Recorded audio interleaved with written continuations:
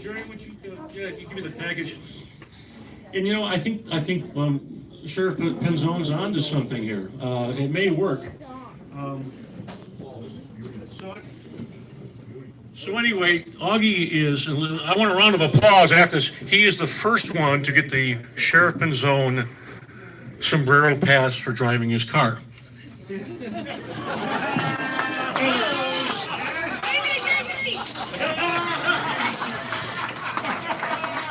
So it's a new program started in Maricopa County. Hang on a second. Oh, no, it's on there. So anyway, if you really see on the front, it's official from Maricopa County. He's got the sheriff's badge on the front. And whenever he's driving down the road, he's got that hat on. Goes scot-free. What do you think of that? Is that program going to work? All right. So if you want one of those, see me later. I'll give you Paul's email, okay? Thank you very much.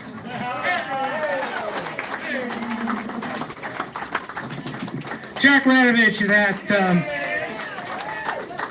bass player, great bass player. We went to college together. He graduated. I didn't. Yeah, we were. In fact, the Paul Babu, which was wrote it on crayon on a. Anyway, there's a couple of other people we want to recognize. Oh, he's giving me the lines. Sonia, Auggie needs a drink. Okay. Don't we all? You know what? You'll be drinking a lot after tonight. You'll be going, jeez. Anyway, did I mention my friend from Galilee? Where's Dennis Sexton? Bass player, great bass player, Dennis Sexton. He's worked with us for years. Do you have anything to say?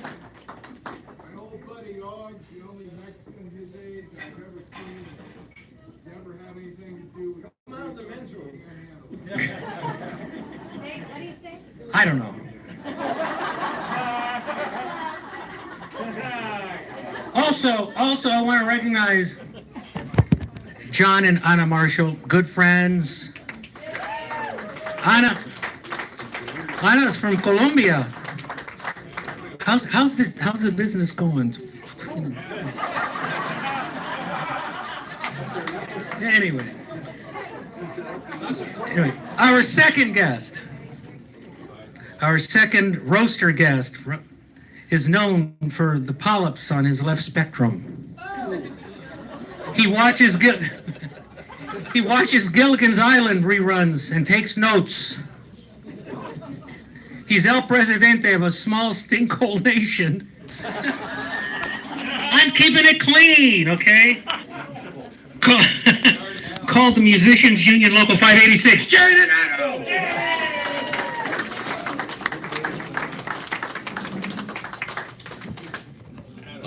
Good evening, everybody, and we're supposed to be here to make fun of Auggie and tell stories, and I'm not going to do it. I'm just going to look and tell you, and you know what I mean when I say this from the bottom of my heart. Auggie Mendoza, God bless him. I mean, God bless Auggie Mendoza. I mean, really, Auggie, God bless you. God bless Auggie. God bless you. That's right. I'm not going to tell the stories like when he forgot to pay up with tamales for a gig, and it was a big ugly fight with him and his sisters-in-law. We're not going to get into that one because God bless Auggie Mendoza. I'm not going to tell the story of that one time when I think it was Bridget's 39th birthday, and we all went out, and then we went back to your house and we drank all your Blue Label. And at 2 o'clock in the morning, I got a phone call from Bridget crying because you had passed out in the bathroom. And I was just like saying, no. God bless Auggie Mendoza. That's just... The thing that, it's being a friend with Auggie, it took me a long time to realize, that, well, I am insane, but I couldn't figure out what the hell he's talking about half the time. When you have conversations with Auggie, you have to figure out who he's talking about, and he's got code names for everybody. Everybody has a code name. There's the senator, There's the dentist. There's the irritator. He would call me up and he'd say, "Yeah, I had this gig last night. It was really cool." And I said, "Oh, who'd you work with?" And he goes, "I worked with your nephew. It took me 4 years to figure out my nephew was Dan Pinson." And he does the same thing too. He goes, "Oh, I got a gig. We'll get through. The gig will be all right." I said, "Well, who the hell is the gig with?" He goes, "It's your uncle." I took another year or two to figure out my uncle was Richie Arpeza.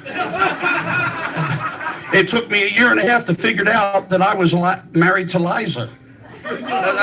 My wife's name is, what was the other chick? Dear Eyes. He has all these names. He talks in codes, and I thought, well, hell, I'm just not understand what's going on. And then I realized that Auggie, God bless him, it was all bullshit because you can't understand Auggie. Because we went to La Perla one night, and we sat there, and he brings me over and says, "Jerry, I want to introduce you to some guy." And it was like, I said, "Who's that?" And this guy was like 4'11", had cauliflower ears. And he goes, this is the champ. He used to be a boxer. And the champ sat down and we started talking for like a half hour. And I finally had to find Auggie. I said, "Auggie, I have no idea what this guy is talking about." He goes, "Nobody knows. It's the champ." So I know that Auggie doesn't know what the hell he's talking about, which is why I say, God bless him. God bless Auggie. So the only story that I'm going to tell you about, and it's going to take a little imagination on your part, this involves Auggie, myself, and our dear departed friend Tom Miles. And this is the part you want on. It's going to be hard to imagine, but there was one day Tom called me up, and believe it or not, he was really hungover. And Tommy was hungover. And so, and this story, by the way, is about the only time I ever really got mad at Auggie. If I'd have found him, I would have beat him. I was so. We go, and I said, "Tom," I said, "How you doing?" He goes, "Oh man, I'm so hungover." I said, "Well, I'll come pick you up. I'll take you out, get you some Mexican food, and you'll be all better." So I hang up the phone. 2 seconds later, Auggie calls me up. "Yo, Jerry, what are you doing?" "I'm taking Tommy to get some food. He's all hungover and stuff." "I'll join you. Where are you going?" "Let's go to Tacos Juarez." So we go to Tacos Juarez and sit there, 7th Street and Roosevelt. Tom's just like sweating, bleeding, moaning, groaning. He's going to die right there. And so they bring him out. We give him a big bowl of menudo, and they bring it out. And in the bowl of menudo, there's the vein is sitting there. So Tommy's eating the soup. He gets down to near the end, and he looks. He goes, "Well, what the hell is this white thing?" I said, "Tommy, that's the vein." And he goes, "Do you eat the vein?" I said, "Man, no." And Auggie looks at him and goes, "All I can tell you, Tom, is I eat everything in my bowl." And Tom goes, "It's okay to eat this." And he's got a smirk on his face going, "Yeah, man, you can eat that." So Tom eats the vein. We get in the car and we leave. Every 20 feet, I'm pulling over to stop so Tom can barf out the side of my car. I'm screaming it. If I'd have found Auggie, I would have beat him. So with that story in mind, I look at you and say, my friend, God bless you. Auggie Mendoza, give it.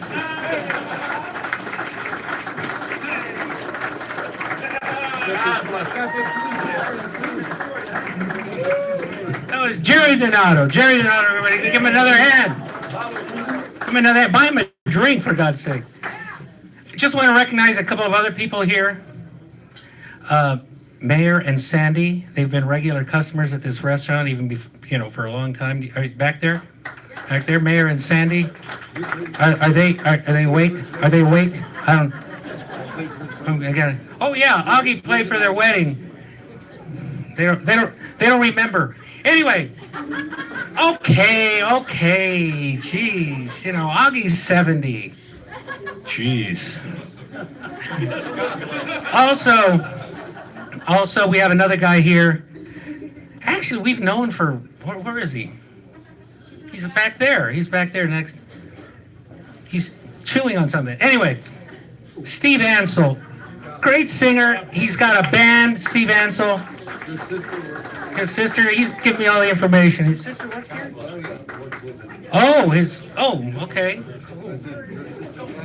Oh, yeah, my sister Claudia, by the way, sings with Steve Ansel's band. But he's known as the Shrimp Man. No, not for the reason you're thinking. No. No, he's... God.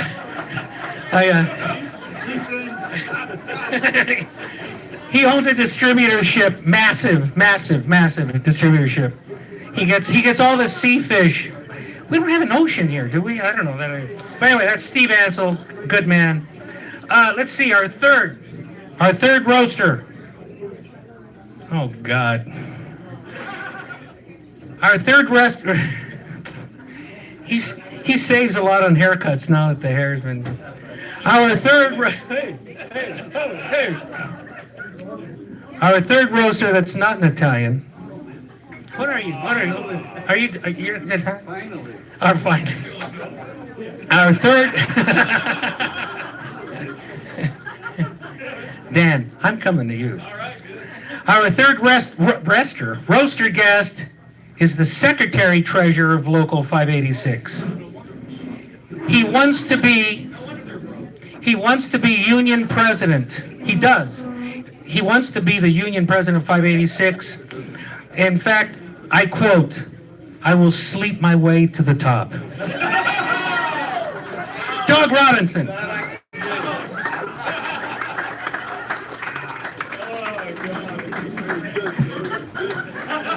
Thank you, Mr. Oscar. In thinking through this, I thought, I'm going to be a little more serious than these guys. I know it's a roast, but I just, So, like many of you here in this room, I have known the Aug for many years. Matter of fact, I go back before the name change. Yours or mine? Auggie. When I first met you were Auggie.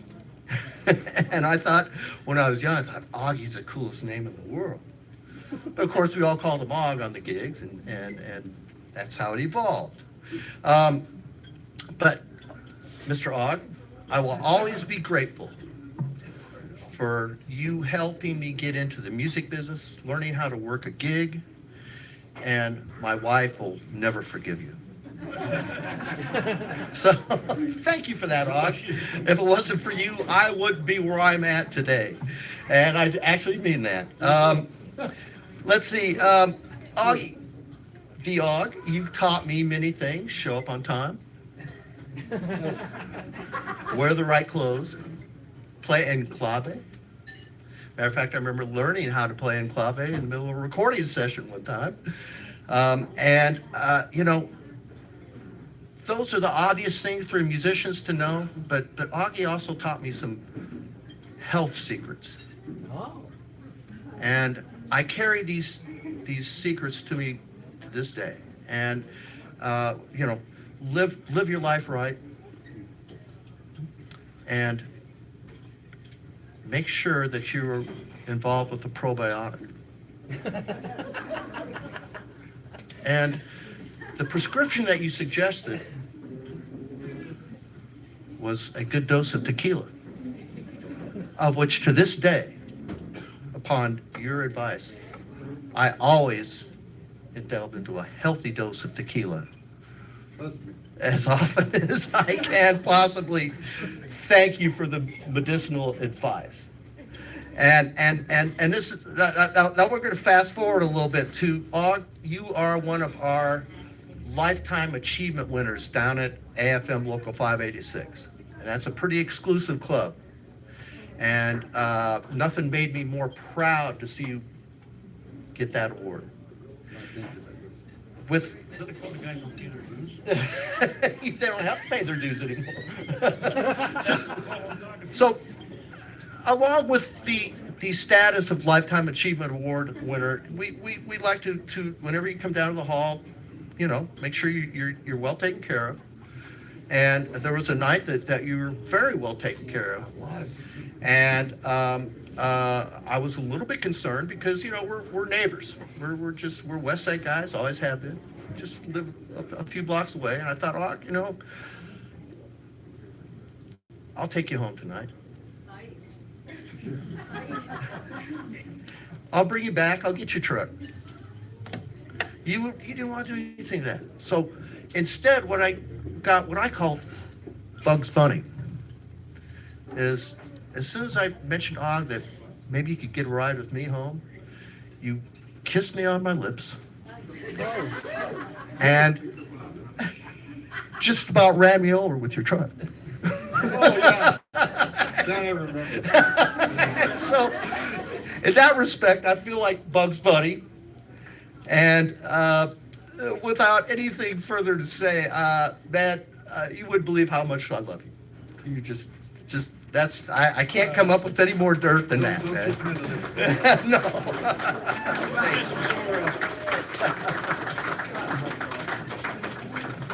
Quick story about Doug Robinson. We were playing a Dennis Roland gig. We were in the back room, in the green room as they call it, folding up music, trying to organize it. The trombone section was just sitting there drinking beer.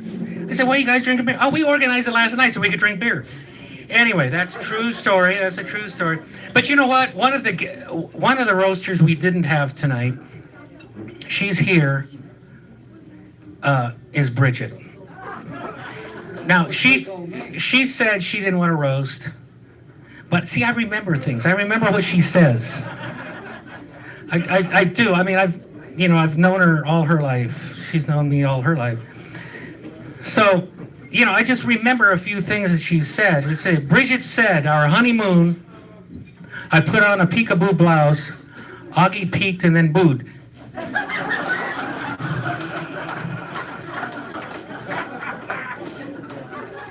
Bridget said, I wanted a model husband. I got one that needs remodeling. This is Bridget said, okay? I mean, I didn't say that. Bridget advises before you get married, you should meet your fiance's family. It's not enough to go on the road with his band. I thought that would get a better response. Bridget and Auggie. Bridget said, Auggie never reads directions on his medicine. A teaspoon before he goes to bed, and then one day he goes through 6 bottles. Bridget said, I'll just keep going. Bridget said, coffee doesn't keep him awake at night, even when it's hot and spilling all over him. Bridget said, the neighbor saw Auggie mowing the lawn, and then he got 4 get well cards. Bridget said, when I argue with Auggie, I have to scream, or he won't wake up. Bridget said, this is called Bridget said. I have to, in case you don't know. The doctor gave Auggie some pep pills to help him take shorter naps. All right, come on, I can't score 100% every time. I don't need to hear any comments from Dan Pinson. Dan, you're irritating me. Bridget said, Auggie, an affair of the heart is a bypass surgery. Bridget said, Auggie wouldn't mind being under oath because he thought Oath was a Folies Bergère Tropicana dancer. All right, Bridget said, I've got a couple left. Okay, just be patient. Bridget said, Auggie told me to study for my PAP. Why is it just the women laughed at that? Bridget said, Auggie can only count to 21 when he's naked.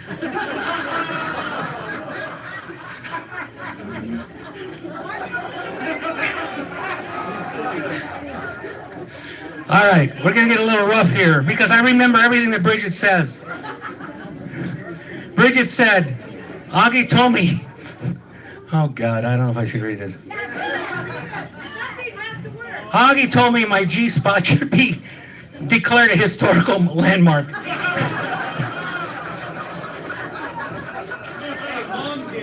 I know, she can't hear. Mom, you heard that.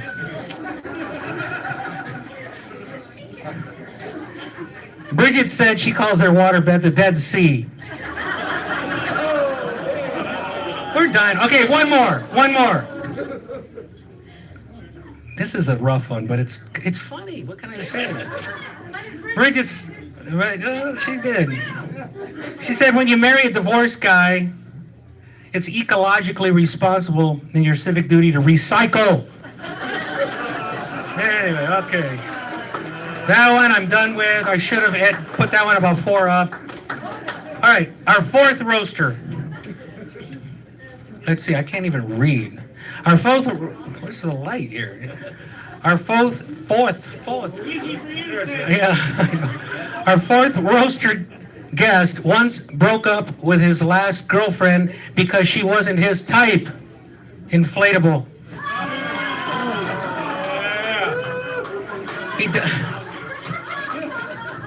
He doesn't suffer from stress because he's a carrier. Saxophonist extraordinary, Jimmy Nestico. Music.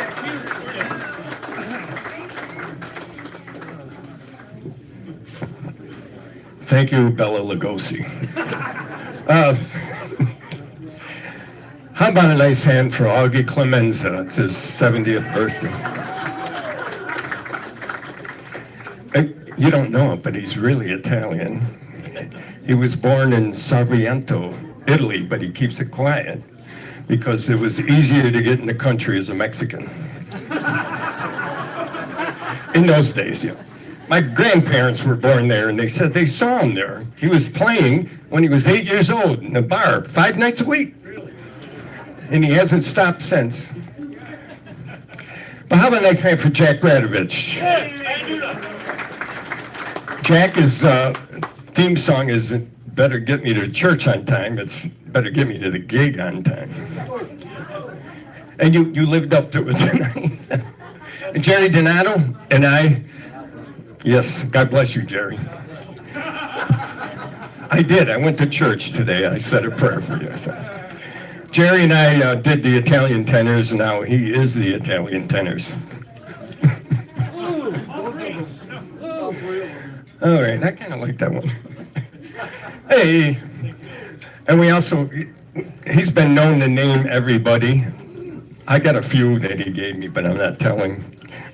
And he called Devin Bridgewater the senator because he always had a suit and tie on, because Devin was a paralegal for 7 years, and now he's just an illegal. Fredo. Hey, my nudge. So I met Augie in 1978 at the old Caliente Club. Tony Ramey. You were there. You were a witness. He was playing the bass then. He worked his way down to the piano. But years, and we've had many a great gig together. We played the Black Theater Troupe in Yuma for a week, and they're still waiting for the audience to show up. But, and if you do a gig with Augie, don't ride there, because I rode the gig with him and Bridget once. Silver Leaf Country Club. And packing up is, you gotta, I wish I videoed it, because he's like got a schematic out how to put everything back in the truck just so, you know, he's putting the PA, the pianos, Bridget's makeup, and,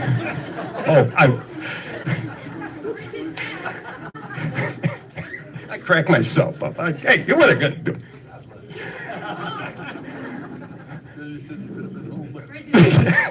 I did say I could have been home an hour ago, right? We got a heckler at the bar. It's a girl with the gray hair.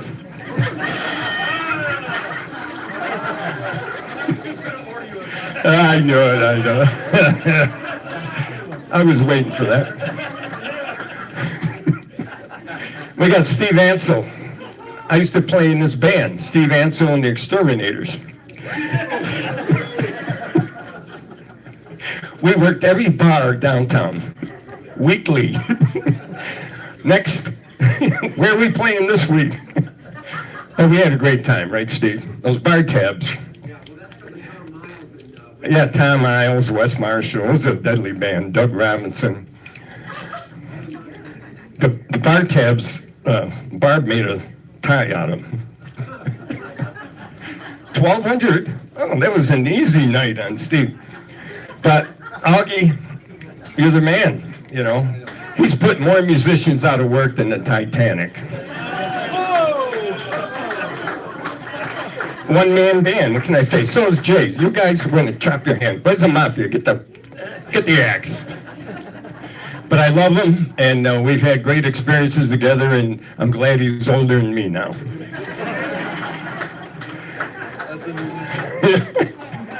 And let's all raise our glasses. I would if I had one. Auggie Mendoza, the Aug, yeah. Oh, Jim Nestico, give him a big hand. Great player, great musician, great guy. And I didn't know that he was funny. That was funny. Anyway, yeah, I bet I haven't heard him play. That's it. Actually, I have. All right, I'm repeating his joke. He made the joke up. Okay. Just a couple of other players that are here. Dan Pinson, what do you have to say? I wanted to roast Aug, but I didn't want to wake up with a horse head with And then Devin Bridgewater, he's always at the bar. He's always at the bar. Always at the bar. Did you bring your violin? It's in the car. He brought it with him. Okay. That's where Auggie says that's where it belongs.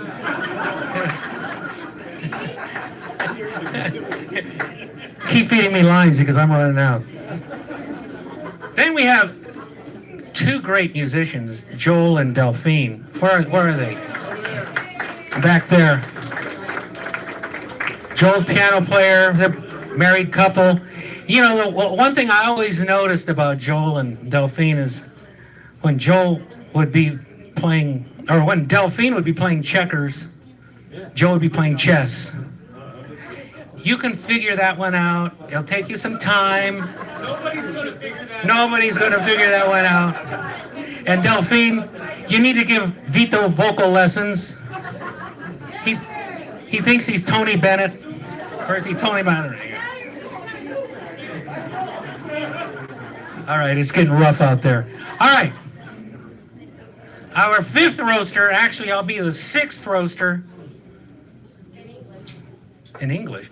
Our fifth roaster guest enjoys watching bicyclists bounce off the hood of his car. Literally. Oh man.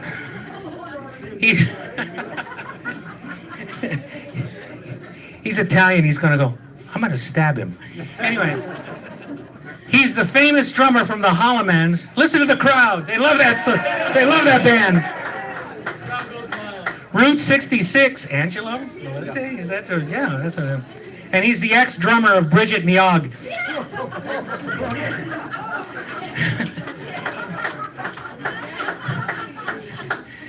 I just want you to know he's had 40. The times I've known him, as long as I've known him since I don't know the early 70s, he's had 49 girlfriends and been homeless 49 times.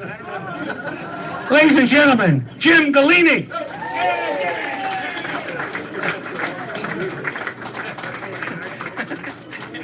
Been homeless 42.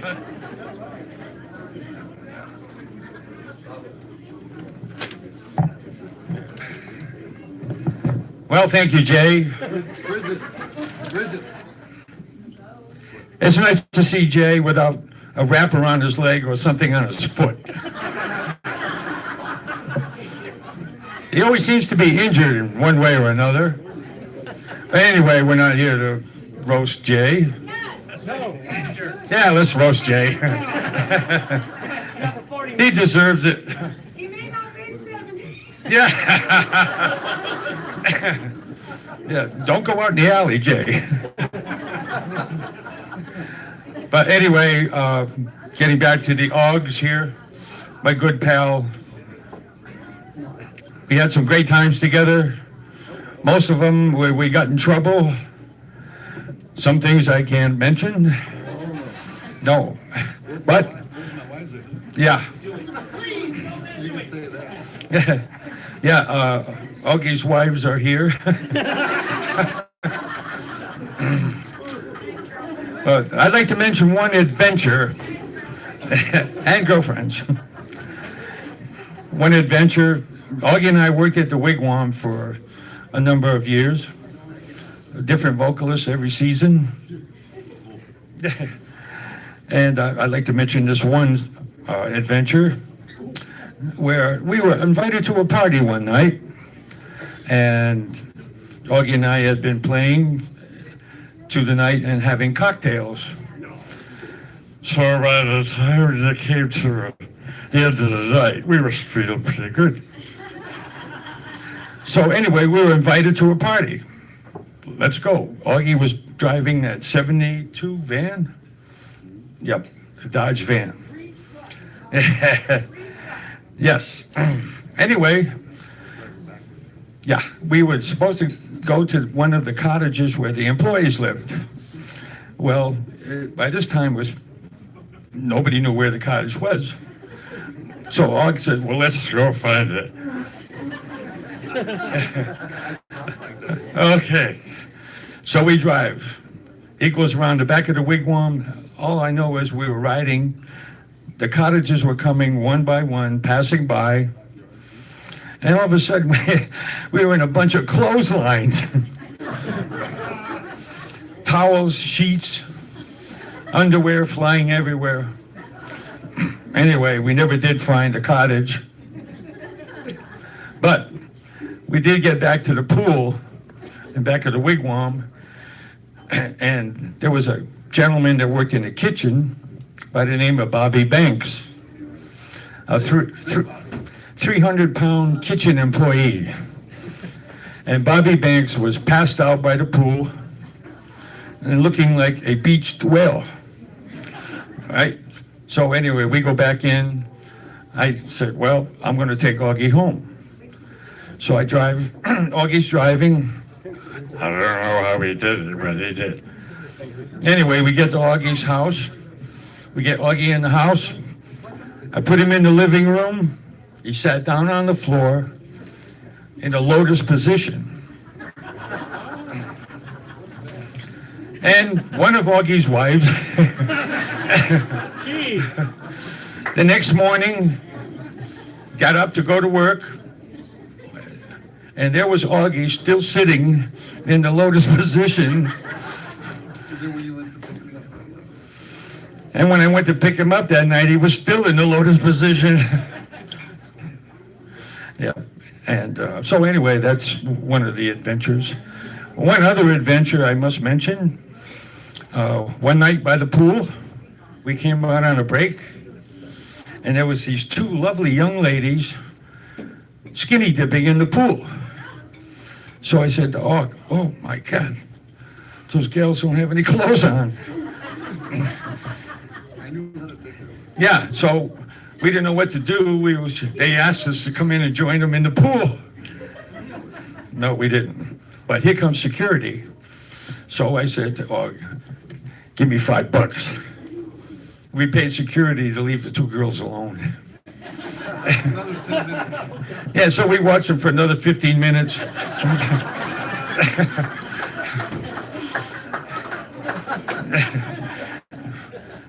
And then we went back to work and finished out the night. And then, let's see, okay. Yeah, page 2. Oh, yeah.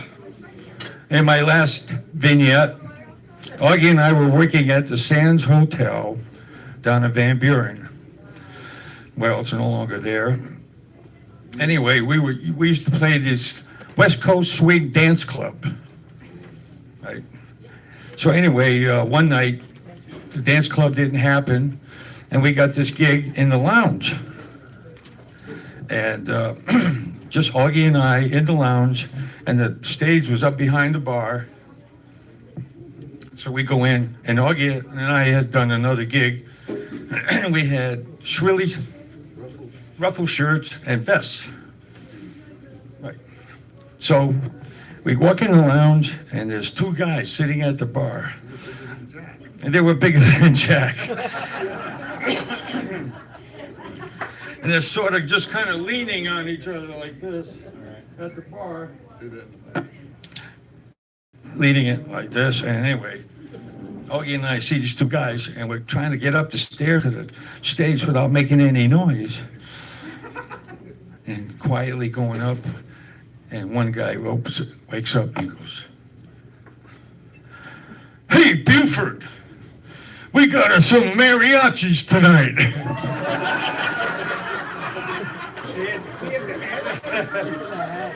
So the hat really fits, see?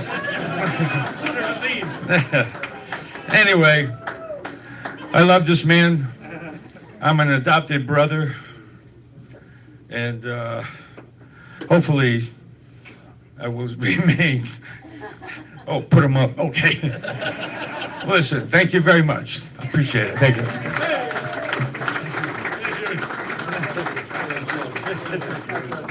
Jimmy Golini. Jimmy Golini. You know why Italians wear mustaches? So they look like their mother. Oh, he doesn't have it. Oh. Right. There'll be no booing or I'll clear the room. Auggie, are you enjoying tonight? Is this fun? Because we hate you. Hey, does Delaney have his drumming job back yet or what? No, it's called drum machine. Anyway. Now I want to talk about Auggie. I don't know why, but he holds a black belt in Old and Cranky. When Auggie told me he met my sister Bridget, this is breaking my heart here. He said he had met the love of his life. I believed him because I remember the other loves of his life. Nancy, Vicky, Stella, Sarah, Sheba. Sheba's Vicky's dog. That was awkward, but Auggie was very poor as a kid. If he hadn't been born a boy, he would have had nothing to play with.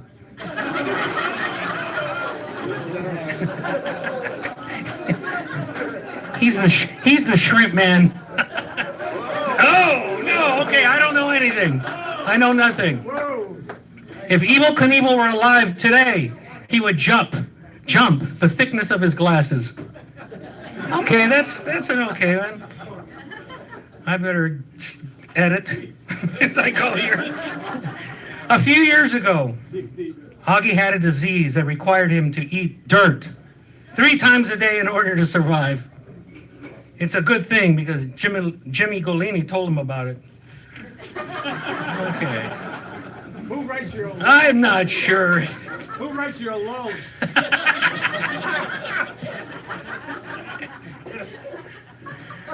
Oh my goodness. I'm doing this for free. Auggie gained a lot of weight a few years ago. He wanted a waterbed, so Bridget threw a blanket on Lake Pleasant.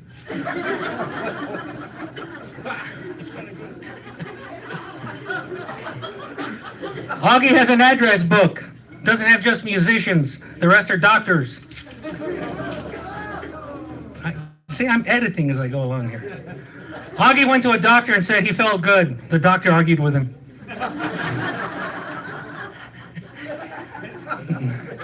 You know you're getting old when your best friend, Jimmy Golini, is dating someone a third his age and isn't breaking any laws. What? That's a compliment to him, I think. You know, Auggie still donates to PBS.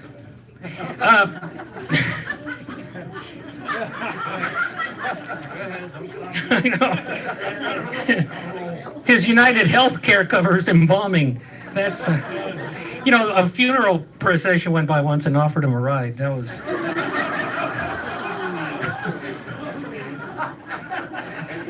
You know you're getting old when he's comfortable telling sex jokes to my mom.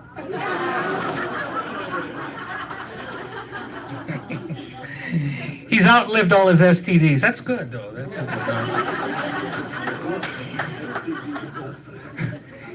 He says making love is like playing pool with a rope.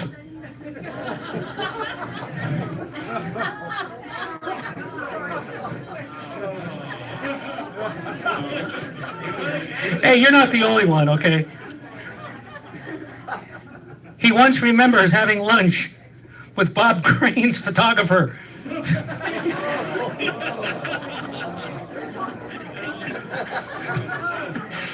Calm down, Dan.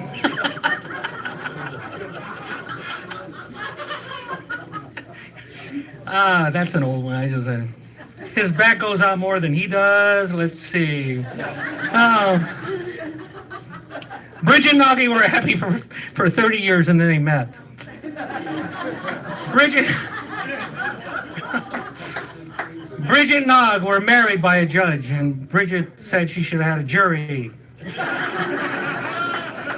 This is a true story. Auggie and Bridget bought a new car. Bridget called and said there was water in the air filter. Auggie asked, "Where's the car?" She said, "In Lake Mead."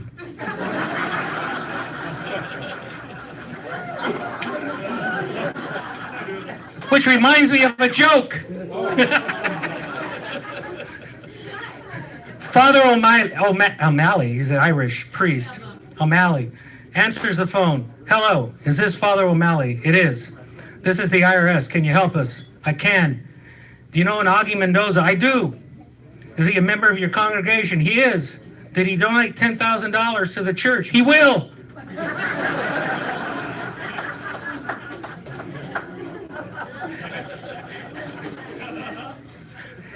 You know, Auggie bought a hamster skin coat for Bridget. No, really, I mean, it was really nice. He took her to the state fair and he couldn't get her off the Ferris wheel.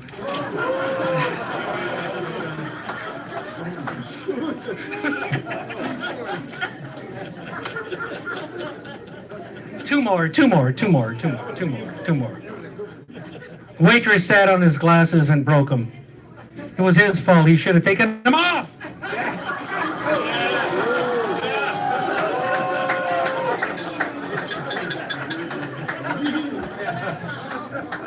And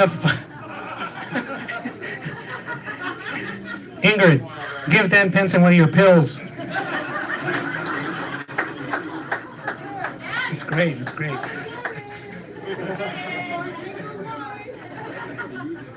Last joke about Auggie, because I can't keep going. This is when Auggie talks about defrosting the fridge, it's foreplay.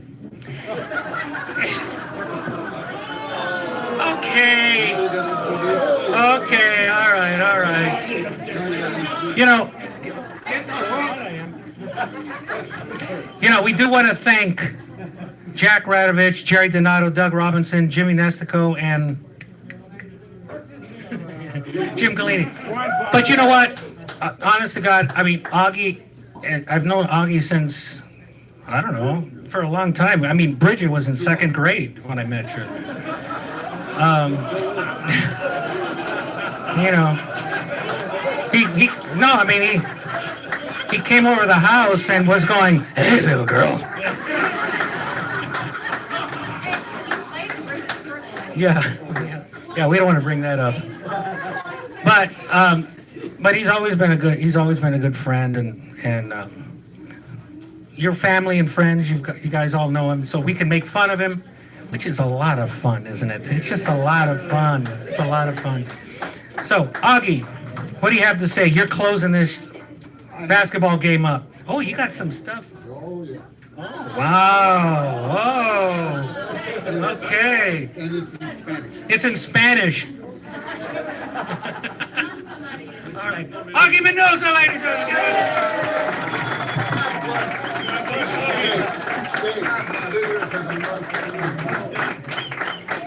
Do I have to wear this? Pictures? Oh, no. For someone in the county. Somebody official said in the county. These guys used to be my friends. I'll tell you that. Forget that, though. Yeah. I keep firing them. Jack Radovich. My hero. You know, actually, stand up for a second. Look at this guy. He's still taller than my hat. I told him once, I said, "Jack, you don't scare me."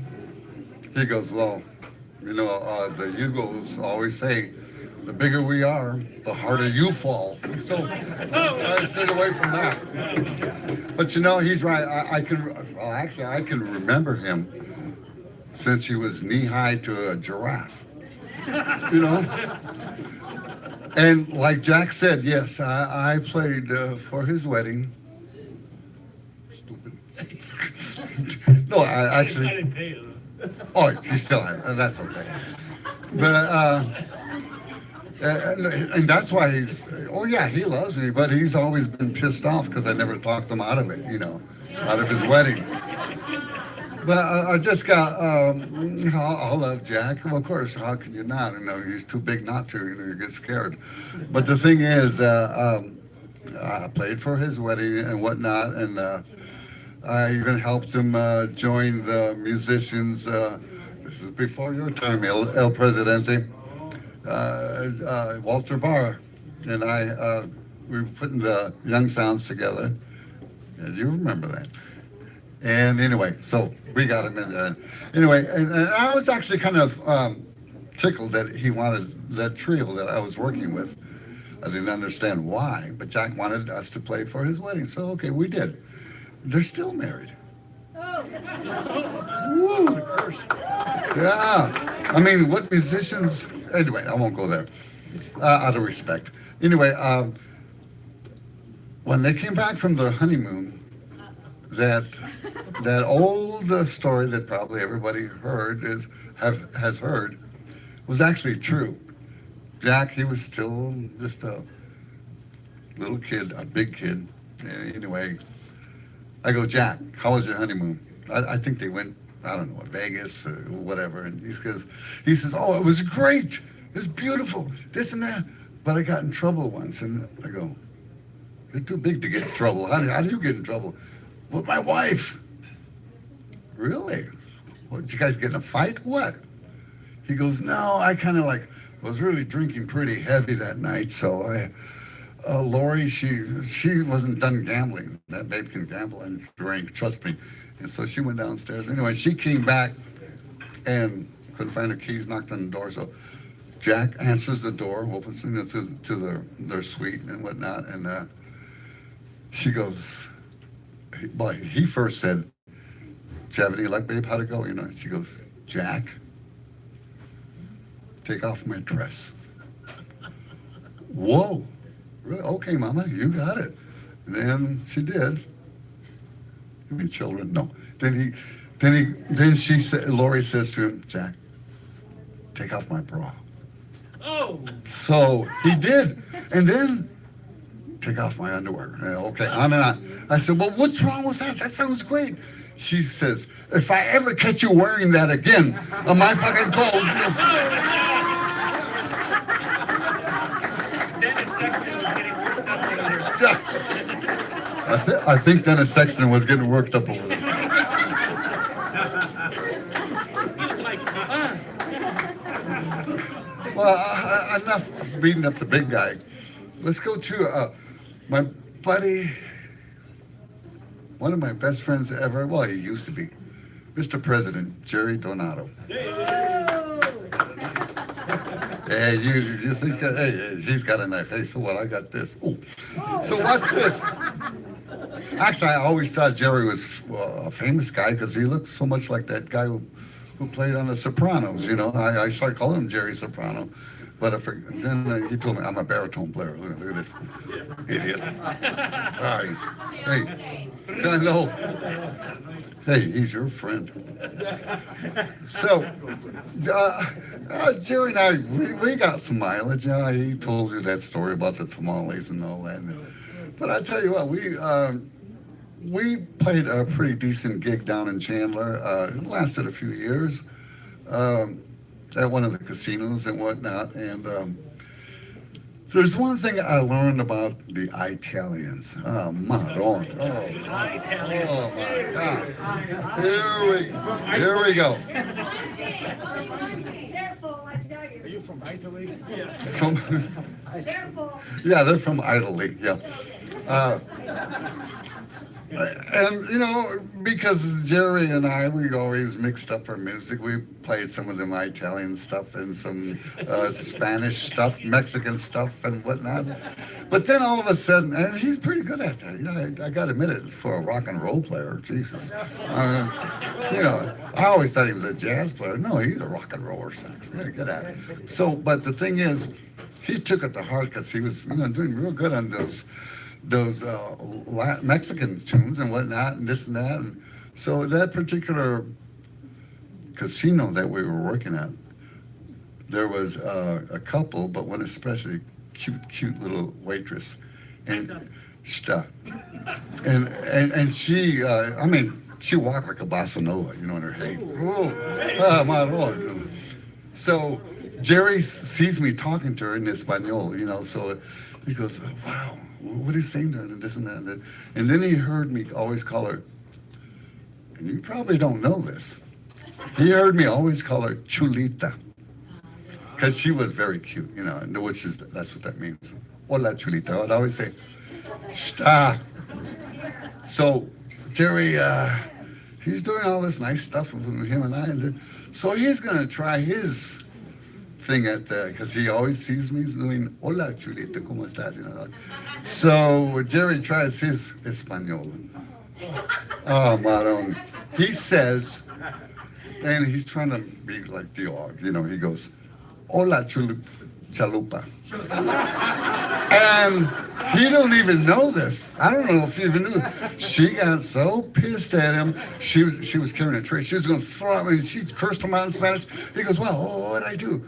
Well, for those non-speaking, chalupa means hello, pork chop.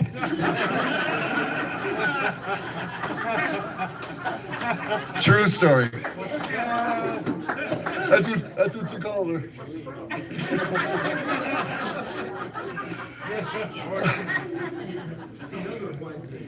Yeah. Well, like I said, Jerry and I, we've always been, good friends and whatnot. Even when he became political, that's okay. I won't hold that against him, We know how to take care of those guys too. Okay, Doug Robinson. Wait, I need a drink for this one. Actually, I do remember, and he always reminds me, he was another guy who was trying out for the Young Sounds.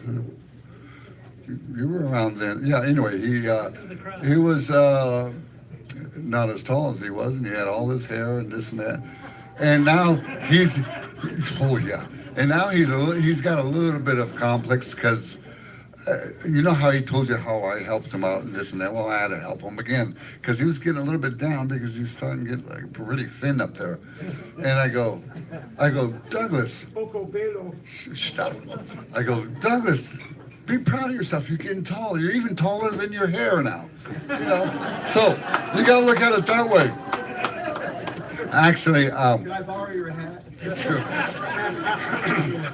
now besides his musical talents, and he helps so many musicians with a lot of things, nobody knows his talent as a gardener. He is a great gardener. Oh my God.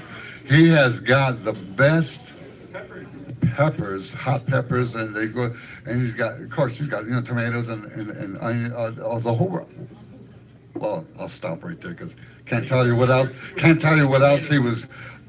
I can't tell you what else he grows because remember they were talking about Sheriff Opile. Oh, Big peppers, here's my number. whoa! Yikes! I do have to ask you a question, Robinson, Mister. Are you still on work release from Joe Arpaio? He is. Did you? I maintain my title. You gotta know, I love Doug Robinson. Oh, there's Jimmy Nestico. When did you show up?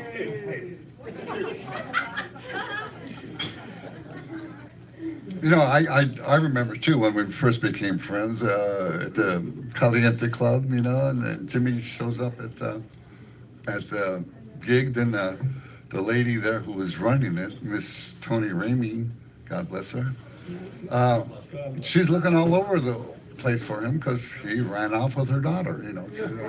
Typical. That's why I call him Fredo. I mean, if you take a good look, that's Fredo. You all seen The Godfather, you know, remember Fredo and this and that? Well, I just got one little short story to tell about him, and you know where I'm going. I tell you what, I'm talking. I didn't say that. I do have one little story on him, and it's great because talking about The Godfather, that's how I started calling him Fredo all the time, like I said. So me and a good friend of mine, I won't mention his name, he was here. But anyway, we subbed for him at a nice swanky place in Scottsdale. I subbed for the piano player and my buddy over there who's hiding somewhere, he's playing bass. And of course, Jimmy was like the director behind this Sinatra type of guy, okay? So, and I can't read this damn music. I'm a music writer. I can read music when it's written, not when it's rotten, you know? I didn't say that. Oh, somebody said that. But anyway, so I'm trying, and of course, Jimmy, I mean, that's a steady for him, so Fredo, and he's trying to direct us in this, and a couple of spots, because I wish Vito was there, because this guy was trying to be, I won't say his name. Vito. But anyway, he was doing a Sinatra thing. So, and Jimmy's trying to help us and trying to direct and trying to play. He can't do it all, you know. So, in the meantime, me and my buddy, the bass player, you know, we kind of mess up there. What are you doing? I can't read it. What are you doing? So it was that kind of a train wreck. Anyway, so the next day, the girl that I was subbing for, good player, won't mention her name, was married to a good buddy of mine, and this and that. Stop. So my buddy Fredo here talks to my other buddy who's married to this piano player. Anyway, says, oh, because she said, hey, Aug do good, and the bass player and this and that. Yeah, they did great. I mean, it's the Aug, you know, but there might have been a spot or two where he kind of messed it up. And her buddy, her husband, his best buddies at that time anyway, with the bass player that I'm playing. And so he calls up and he goes, I heard you guys messed up this, that night, and this and that. I go, oh my God, because he called me. He's totally pissed off. I said, let me talk to Fredo. I'll give him a call. And I didn't call. I said, no, I'm not. He's my buddy. I'm not going to fool with him. He calls me the next week. Hey, Aug, you want to sub again this weekend or what? I said, Fredo, you just said I messed up that show, me and the bass player and this and that and whatnot. You want me to play it again? He goes, I never said that. Oh no, and oh no, and then right out of The Godfather, I go, Fredo, I know it was you, and it broke my heart. True story. I love Fredo. I do love him. Okay, now actually the longest buddy I've ever had of all these musicians is Jimmy Galini. Hey, tell her you'll call her back. It's Jimmy Galini. I met him probably in the late 60s. And when he had hair down his back, and before he got a chance to gain a couple of pounds. Oh, I won't go there. But yeah, all the stories he told you about me, about us, it's true actually.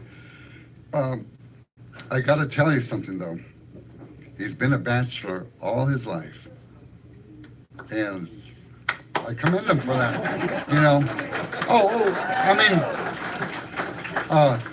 It's not like girls didn't chase him. I mean, he had girls, especially back in the days. Hey, yo, Golene. They chased him all over the place. Yeah. And actually, hey, and actually, one, maybe two, was chasing him with a gun.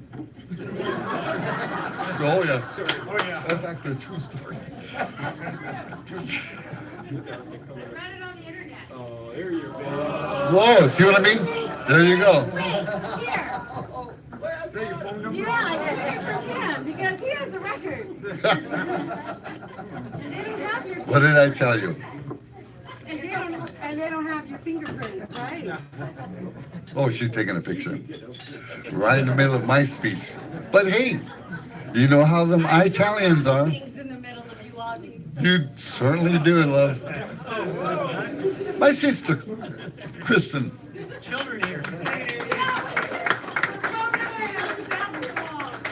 Oh. Oh, yeah, he is. Anyway. And okay, now I'll close, so, because I'm getting tired. So are we. Oh, actually, there's a lot I can tell about Jimmy. Should I tell him? Yeah, okay. He said, okay.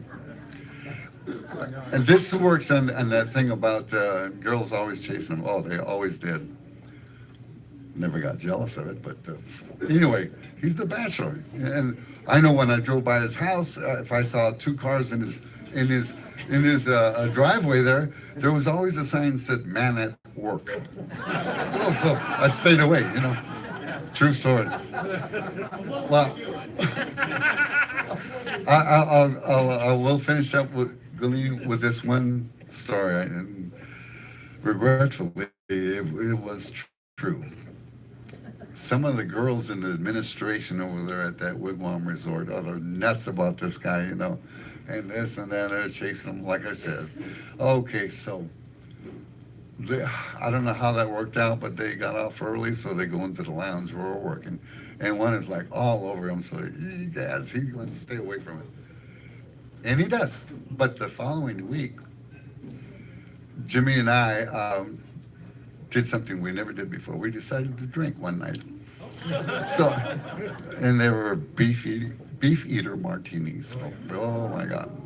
We had so many of them, whatever. So now I'm helping Jimmy walk. So we have to, it's a kind of, we got to go this way and that way. They had the Owl Lounge, and you probably remember that, but it's not there anymore. Anyway, so we got to walk by the restrooms. And we do. Sure enough, we walk by the boys' restroom. I said, "Are you good?" He goes, "We're good. Let's go home." Okay, so we're going home. The next door is the women's. When we walk by there, the door opened, and I see these fingernails grab them and drag them in. True story. And I heard all this kerfuffle and whatnot, and oh my God! And then I go, I bet you that's that, ¿cómo se llama? That woman. Where's Ernesto? It was that Butana, okay? Oh, so anyway. So I'm going to try to rescue my buddy. That gal, that Butana, she put a chair up against the doorknob, and I could not push it open. Oh my God! I mean, it's a true story, but the final thing, I mean, that's funny enough. But the final thing is, that was like on a Friday night, so we had to go back to work Saturday, the next night, and we go there. What happens? Our barkeep, Jeff, who's also the manager of the bar, anyway, he goes, "Oh, gotta talk to you." I go, "Oh shit, here it goes." Oh my God, this damn Galini and his girls, He gives me a pink slip. He says, "This is for your drummer." And I go, "Oh shit." I open it and read it before I give it to him. I don't like it when, it's my band. I have to fire him. You guys can't fire. I went there, But anyway, what happened was, Jimmy opened it up, and it said, "The rabbit died." And oh my God! So they were playing a trick on us. Well, I want to thank everybody for coming, all friends, my families, everybody. My used to, true story. Oh, wait a minute, I forgot. This guy kind of beat me up here, my brother-in-law. Yeah, I was going to, but now I don't feel sorry for him. He always wanted to be a Mexican, that's why he switched his name to Juan Oscar. But, yeah, what is that about? But, actually, Get Dan a chair. Get Dan a chair. And a barber. I can actually remember Jay and I were friends when I was already into maybe half a dozen, 8 years, whatever, playing pro, and he was still at ASU. But I met him on some gigs and this and that. Oh my God! Actually, you know what, Jay? I think I liked it better when you and I were friends. I mean, now we've been related for about almost 20 years. Aye, what happened? Let's open that up for discussion. Yeah. But anyway, I just got one quick story to say about him. Back in the days,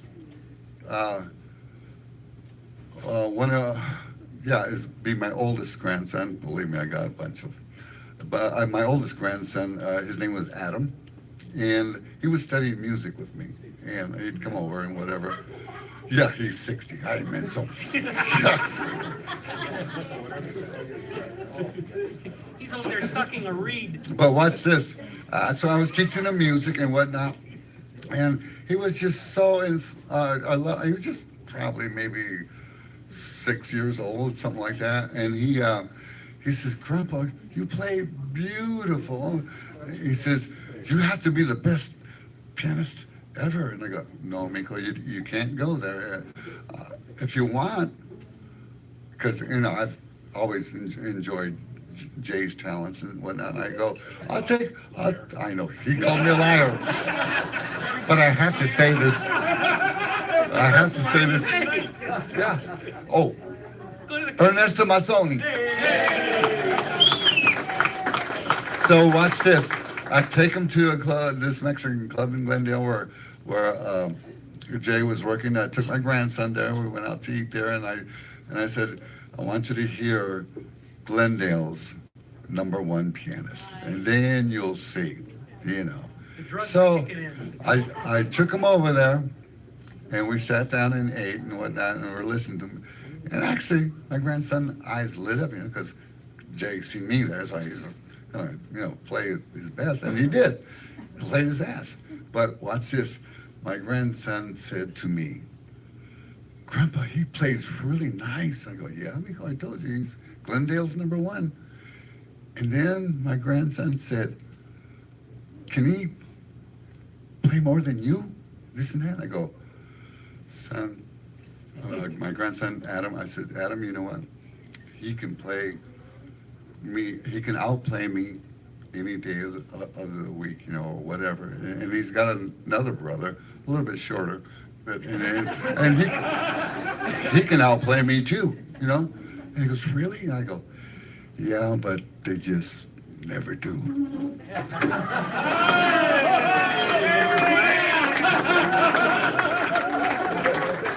So, sorry. So they just never do. But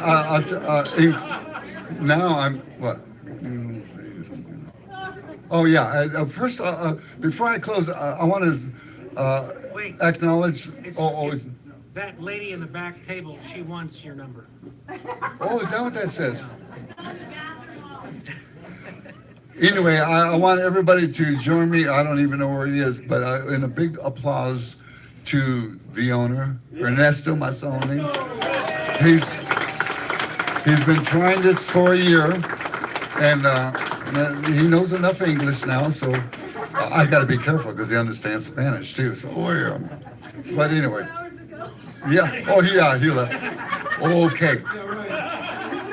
But in closing, I want to thank everybody for coming out, all my families and my friends and all this and that, and the ones who used to be my friends, these guys, But this was probably my best birthday ever, and I do want to say, I'm just 70, so I'm not quite elderly yet. But nevertheless, I don't know how much longer I've got, but I know how much longer these guys got. Thank you and good night.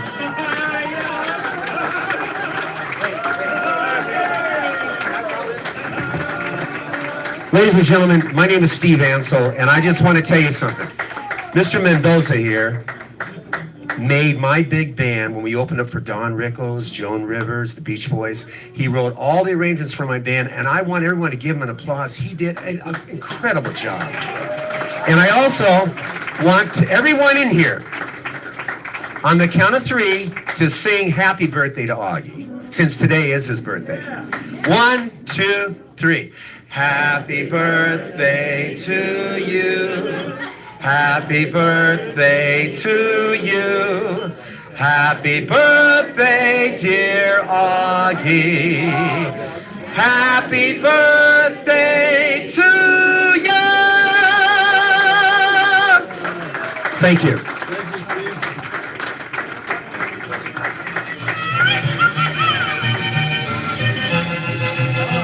Mariachi. Oh, you wanted to say something else? No, I'm done.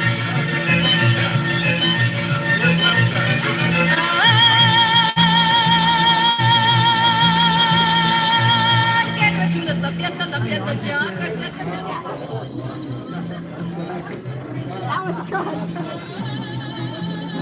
Oh, is this Adam's recording?